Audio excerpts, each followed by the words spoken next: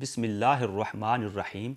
اللہ رب العزت سورۃ الفاتحہ آیت نمبر 1 میں ارشاد فرماتا ہے، الحمد للہ رب العالمین۔ آج ہم رب العالمین پر گفتگو کی سعادت حاصل کریں گے۔ لفظ رب کے مختلف معنی ہیں، ان میں سے ایک مالک بھی ہے۔ مطلب یہ ہوا کہ اللہ تعالیٰ تمام جہانوں اور ان میں جو کچھ ہے اس کا حقیقی مالک ہے۔ ہم نہ اپنی روح کے مالک ہیں اور نہ ہی اپنے جسم کے، لہٰذا ہم خود کو کسی طرح نقصان نہیں پہنچا سکتے۔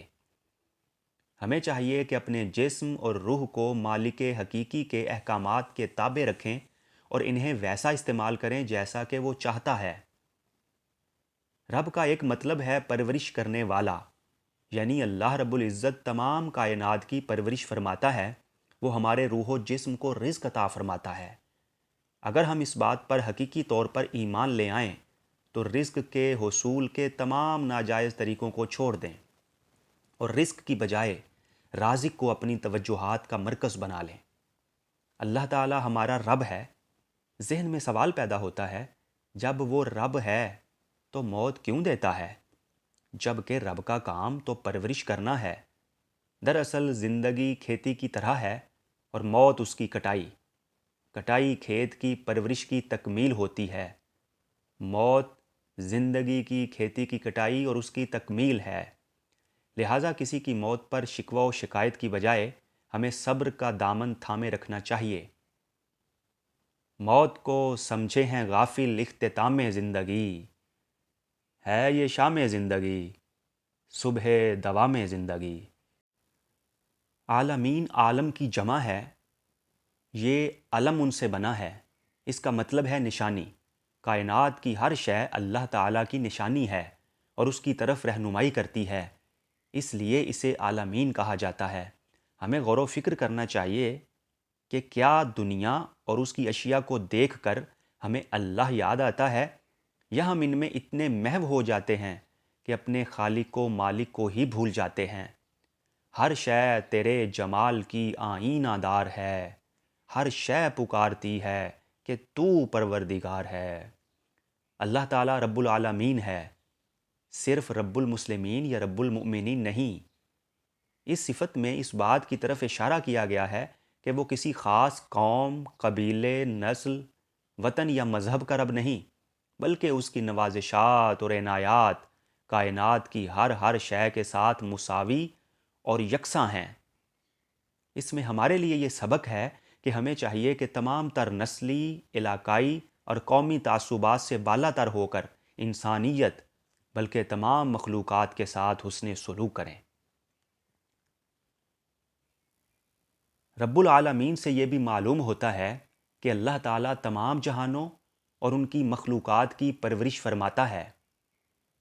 جہانوں کی تعداد کے حوالے سے مفسرین میں اختلاف پایا جاتا ہے، بعض نے 18,000 اور بعض نے 40,000 بتائی ہے، لیکن حضرت کعب الاحبار کے ایک قول کے مطابق جہانوں کی تعداد کا حقیقی علم اللہ تعالیٰ ہی کو ہے، ہم انہیں شمار نہیں کر سکتے۔ ان میں سے عالم ارواح، عالم اجسام، عالم جنات، عالم ملائکہ، عالم برزخ، عالم امکان وغیرہ مشہور ہیں۔ کائنات کتنی بڑی ہے؟ سائنسی اعداد و شمار کے مطابق ہماری زمین کا کل رقبہ 51 کروڑ مربع کلومیٹر سے کہیں زیادہ ہے، اور سورج اتنا بڑا ہے کہ اس زمین جیسی 13 لاکھ زمینیں اس میں سما سکتی ہیں۔ پھر سورج بھی ہماری کہکشاں کا ایک چھوٹا سا حصہ ہے۔ سائنسدانوں کے مطابق ہماری کہکشاں ملکی وے، جس میں یہ نظام شمسی، سورج، چاند اور ہماری زمین وغیرہ ہے، یہ کہکشاں اتنی بڑی ہے کہ کوئی 3 لاکھ کلومیٹر فی سیکنڈ کی رفتار سے سفر کرے تو اس کہکشاں سے باہر نکلنے کے لیے ہزاروں سال کا عرصہ لگے گا۔ یہ ابھی ایک کہکشاں ہے۔ سائنسدانوں کے بقول کائنات میں ایسی ہزاروں کہکشائیں موجود ہیں۔